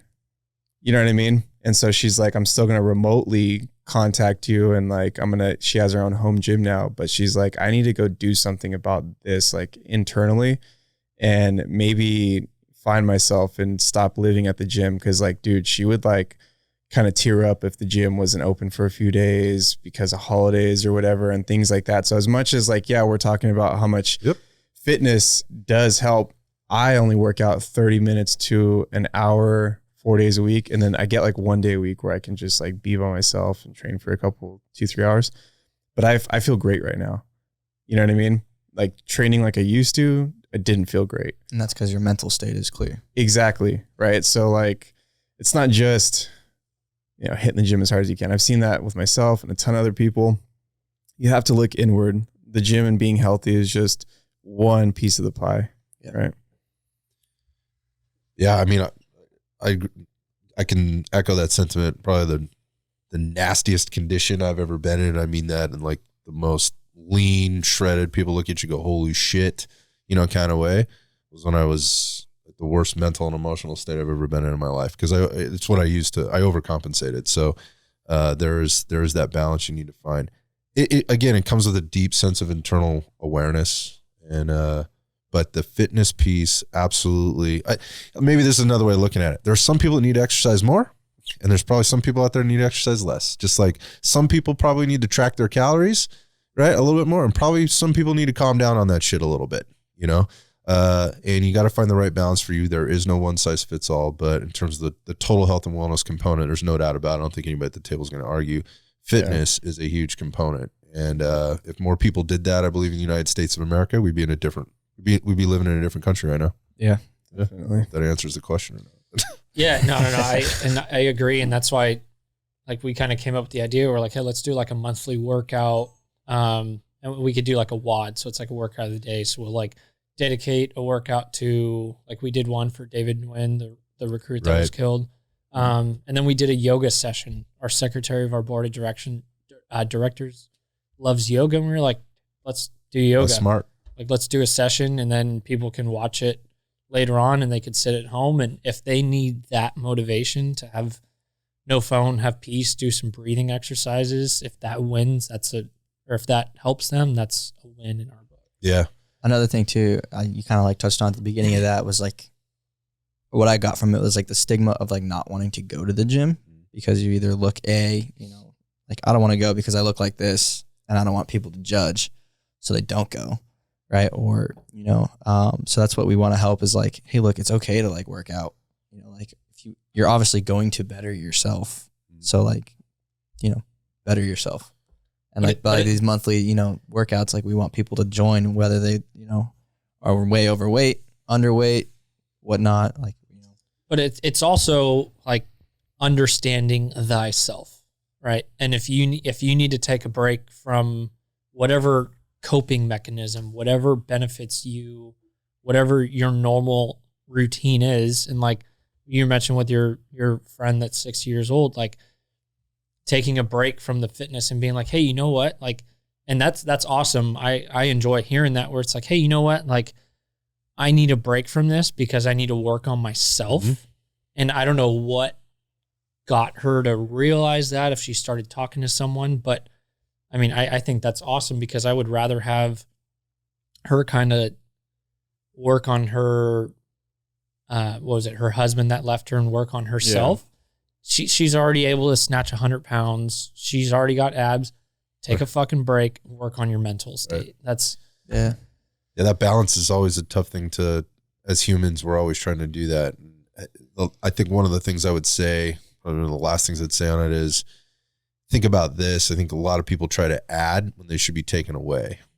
Like they're trying to do more and put more on their plate. Well, I haven't reached that PR yet, so I need to go to the gym more often. Or I haven't dropped that last 10 pounds, so I need to, up my frequency and eat less calories or whatever. And so what they should be doing probably is, wait. Take a step back. Maybe if I relaxed a little bit on this and I focus more on my health, right, rather than losing that last 10 pounds, would happen. Because I don't think enough people give enough credit to the stress that they put on themselves for doing that. Yeah. And they're not aware of the behaviors that they're embarking on in order to achieve those things. And to JP's point there, then there's this awareness, right, to where all of a sudden, sometimes, and hopefully that happens for those people that need it. It kicks in. It's just, holy shit, there's more to this than just fitness. And that's a bigger part of this conversation for JP and I, in that, the fitness is kind of the common bond for us. It was like what we did before we wound up here together, but we were brought together through the shooting community, right? The firearms community, preparedness community, and, a sort of an alignment of goals and values. And, within that, like what we both have realized, and I maybe haven't done a good job of articulating, but I'm going to do it now. Fitness isn't the only thing. It's a big part of the picture, I think, in terms of feeling confident, feeling prepared, going into life situations and being ready kind of for all the things that life could throw at you. Yeah. But it's one piece. There's a lot of other things to this. And you guys are calling attention to the mental health piece.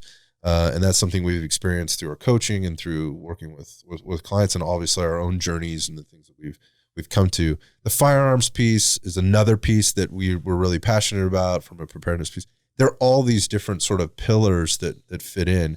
Community is a huge piece, and that's what you guys are building, and that's what we're trying to build as well. And that's the whole purpose of why we're here today, is to continue to build this community and support one another. So having said that, and I heard you guys talking about the monthly workouts and the things that you could do. You guys are just right up the road, and I recognize your community is going to go beyond, where you live. But if there's anything that we can do here at Red Dot, to support your community and bring the communities together, I think one of the things people are the most shocked by when they come in, they see the facility or whatever, and they expect certain things. You were talking about being embarrassed about going to work out, of that gym embarrassment. Mm-hmm. That lack of confidence in getting started. When they come in, they recognize how many just regular folks are here, Yeah. And yeah, there's some people that are working out, doing some pretty crazy stuff, right? But that's them. That's their goals. That's their workout. Such a small percentage, though. Yeah, it is. These are just regular folks. These are people that are desk jockeys, desk ninjas. They're really good at that shit, and they just know they need to be doing something different outside of being a desk ninja to improve their health and wellness, even just a percentage point at a time. So, yeah. In terms of the community at large, if there's anything we can do to support that community, shit, we're here. Like you guys name it.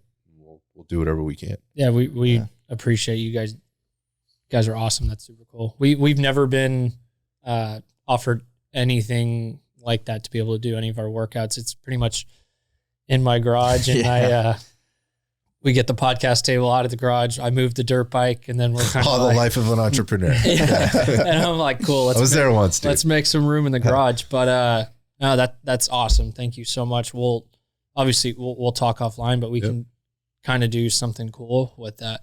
We can get people from our community, your community, and we could do a little segment on talking about how physical health, physical fitness may help your mental health. If there are any vets, first responders, anybody that needs help, we'll possibly, do a monthly or something here. Anything we can do. But here's how small the world is. I mean, when you guys walked in, our boy Levante was out there working out, who's a vet with a service dog. Yeah. And his hair, by the way. Yeah, it's crazy, right? Shit. I was like, first I saw his shirt and I was like, dude, you look amazing. Your hair is fucking solid. Like a shout out to Levante. Yeah. First off, he's a giant human, man. The dude's like mega strong. My neck looks. Yeah, he's a giant. I would run away. But he's heavily involved in looking out for vets and providing support for vets. He's got his own service dog, and he just happened to be here today.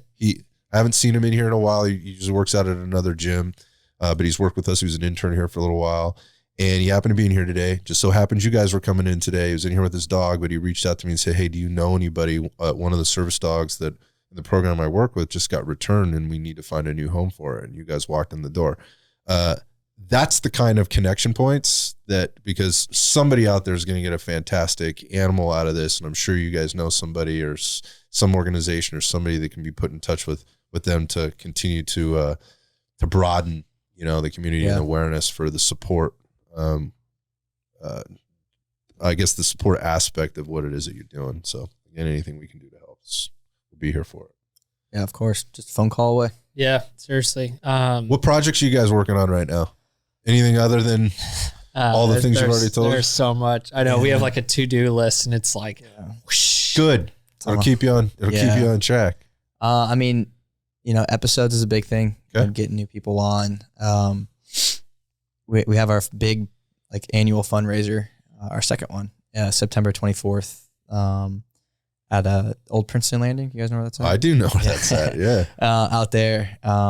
So thankfully he's his father was a Marine. Yeah, his dad was a Marine. Oh, the bar? Of the bar. Yeah, gotcha. So he's like, hey, we'll give you guys the bar for the night. And we're like, dude, fucking awesome. That's rad. So this time we'll have about 300 people, hopefully. Cool. Our last one was like 75, 80. Well, okay. Yeah. Coming up. Yeah, so we're already starting the plan process on that. And thankfully my girlfriend now is a event and wedding planner. So yeah, that's the way. Delegation boys. Yeah. So if you go on the website and you see the video of our last fundraiser, that's why it looked the way that it did.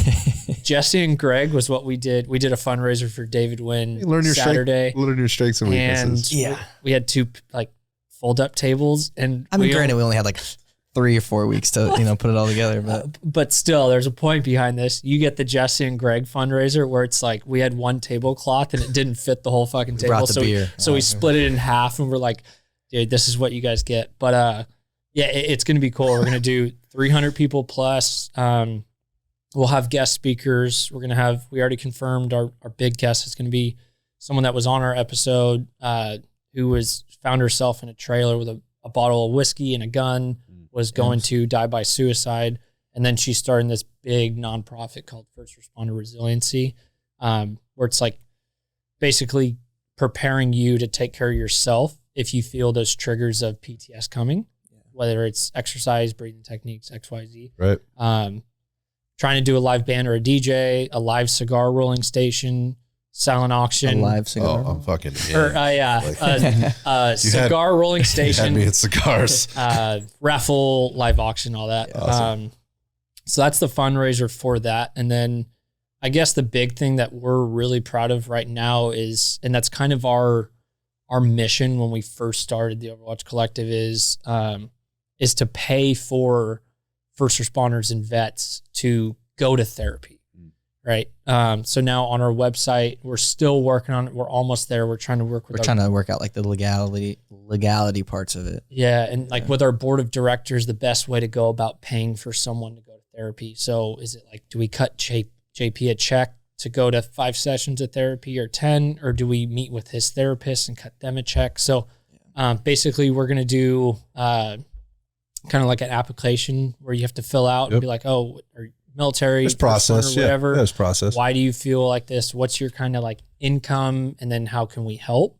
A lot of decisions that have to be made there. It's tough. But that is our ultimate goal of 2022. This is something that we've been like saving money for, trying to raise funds, whether it's through our own little fundraisers or merchandise sales, all this type stuff, to pay for someone to go to therapy. Because you hear it all the time where it's like, hey, my job, my insurance will only cover the first 5 sessions, and we barely even start to hit the surface after the 5th session. It's like physical therapy, man. It's a joke. Yep. I mean, this is not enough. Like where you're just starting to uncover the problems, right, and understand what they are, I guess. Yeah.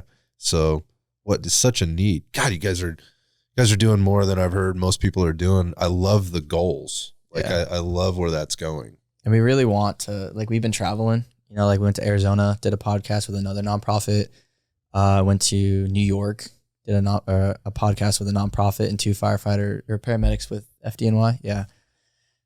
You know, and just like getting another perspective on like another, you know, community of first responders and like on the East Coast. Right. And we're trying to get a podcast with a law enforcement officer in Montana, you know, so like we're trying to spread this, you know, first nationwide, well, statewide, you know, area, and then like nationwide, and kind of get everybody on the same page, because, you know, what they go through is obviously way different when, you know, what Texas goes through, or, you know, Washington, Florida. So we're just trying to get everybody, you know, basically, hey, it's okay to reach out and, you know, through us, you know, like come to us. Be the hub. Yeah. Yeah. Yeah. So love that. Yeah. And like the whole collective part of it, when we came up with the name, it's like, obviously we can't do this just us, and like where we're at today is because of our board of directors helping us through the way, because we can't fucking spell. We can't do Excel spreadsheets. I can respect that. You know, like we're not the brightest people at all, but we just want to make a difference. We're not trying to be like, hey, look at us, we know everything.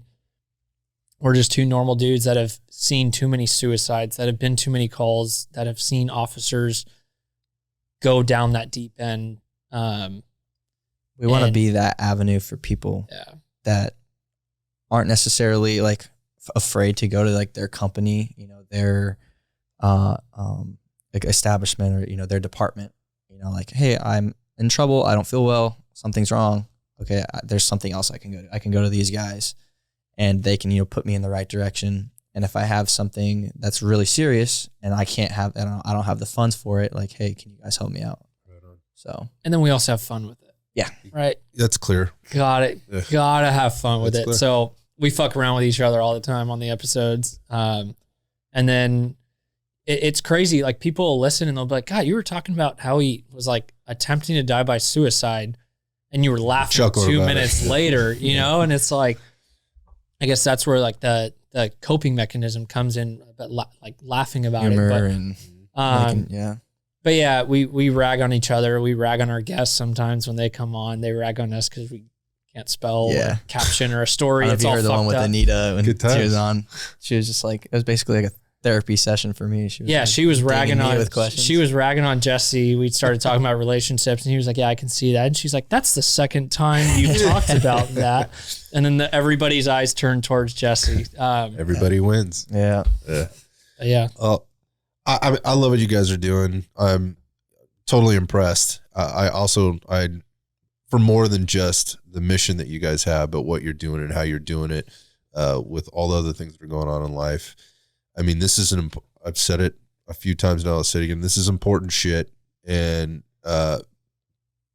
it's organic. It doesn't feel forced. It doesn't feel manufactured. And I think that's really important when you're going down these roads. I mean, people look at these things sometimes, they go, yeah, but what's the angle? Yeah. The angle. I mean, you guys kind of said it. I'm going to say it anyways. I don't think you guys are sharp enough to have an angle. No, I agree. I agree too. Yeah. I'm messing with you, but that's totally accurate. But the point of it is like it's genuine, and those words get used a lot, authentic, genuine, and whatever. But it's fucking for real, and that's why we want to have you guys on, because JP and I we're the same type of dudes, just regular dudes, just trying to make a difference, bring community together. This is a large part of that community. You guys are working with basically the civilian community, law enforcement, firefighters, first responders, civilians, right, that wear a badge. I mean, unless you're in the military, you're considered a civilian, right? At least when you're not at work. That's hindsight. Yeah, totally. So we're all about it. Yeah, and same for us. So we were working out a couple days ago, which was a really bad workout, by the way, but at least we were in the gym. Yeah. And we were listening to you talk about, I forget which episode it was. It was a couple ago talking about range instructors and firearms instructors, and totally resonated with that because I literally just became a firearms instructor for my department, and I go to like the firearms instructor school in May, but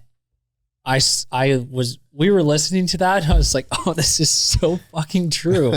Like so much of that, you sit there and you like, when you kind of go to all these different courses and you see different instructors, and it really opens your eyes when you hear like a podcast and you're talking about it and you're like, oh yeah, that's right. What they're talking, that is true, you know? So I know you instruct, right? Yeah. Just last few months I've been doing it with Kyle from Men's Anno Tactical. It's not something that I want to like do all the time. It's just when I see holes in like the local area from like people we train with, I'm like, if you guys want to, we can start adding more movement and tactics to things. And from what I've learned from other people, you know what I mean? I'm a movement specialist, so that's what I'm going to try and help people with. Cause even people who are like ex-military or law enforcement or whatever, when I train with them and I know they know better than me in certain aspects of training, they still might move like shit. Yeah. You know what I mean? So I'm just trying to bleed like what I can help with into what most people are trying to do on the range. Cause I still think that, I don't know, fitness and your overall health matters, not just because our conversation about mental health, but also because I think we've talked about this with B-Dub, and we've seen this with other people, right? Where if you're ex-military, you probably had really bad like prehab or like functional bodybuilding regiments. You probably just got worked to the bone, and now you're like not in the military anymore, and you're probably like, ouch, broken. Ooh, yeah. You know, so I also like to not just instruct, but afterwards follow up with everybody and be like, dude, how can we help you guys be better and like work out of this? You know, we were just in Vegas a couple weeks ago now, and like, what injuries do you have? And they're like, they told us a couple, and then later on we found out there's a couple more, and we're like, yeah, let's help with that, dude. Yeah. But yeah. Well, yeah, I'm glad it resonated. I think JP and I were just kind of like, look, I think there's some opportunity here to maybe have some conversations, and it's good to have that validated. So I appreciate that. Yeah, it was good. And we are totally down to be just to join one of your classes. Let's go shooting and fuck us up, destroy us, whatever. Well, again, we'll say it again. Keeps preaching this. The range is not a place to get fit. The range is a place to go and basically express the fitness that you have or don't have, and work on it separately. Work on it, yeah. And then that gives us an ability to maybe help you guys after that kind of assessment to maybe provide some kind of direction, specific direction based on your personal needs and limitations. Limitations being the time that you have to do it in, the equipment that you have to work with, the space and all that kind of stuff, as well as, you know, where you may, again, strengths and weaknesses, same thing you guys would find in your own line of work. So anyway. Yeah. And I think it would be kind of cool to do something to have maybe someone in the firearms instructor community or someone who hosts training, like on one of our episodes to kind of talk about it, because we do have a lot of cops that listen, and maybe that one episode that they'd listen to, or that service member that's like, hey, you know, maybe outside of the training that I'm getting in the military, I can go to this private course and get some better training. And we're all about trying to make that person better and training and all that. So there's potential. There's another, I think, brainstorm idea. Yeah, definitely. I'm excited to explore all that stuff. And again, just kind of wrapping up here. Thanks again, guys, for coming down. I'm honored that you're here. I mean, JP and I are pretty fired up about this. That we got you on the calendar. We got you down here. Finally, we've made a connection. It's local, which is even cooler because that means, you know, there's not as many logistics in terms of continuing on. And I can't wait to see what you guys continue to do. especially, and best of luck with your September event. I've heard you guys talk about it a couple of times now. This just being another one. Anything we can do to support, make sure you guys let us know. And dude, we'll see you at the range. Hell yeah. Hell yeah. Yes. All right. Well, Cheers. thanks again. Yeah, thanks again for letting us come on. Yeah, we appreciate you guys, and we look forward to this. This is our first time being guests on another podcast. So this is, like you mentioned, this is the first time you've had 4 people on and 2 guests. This is the first time that we've been on a podcast. So well done, guys. Thank you. You guys are pros. We appreciate you guys so much. Cheers. Talk to you guys soon.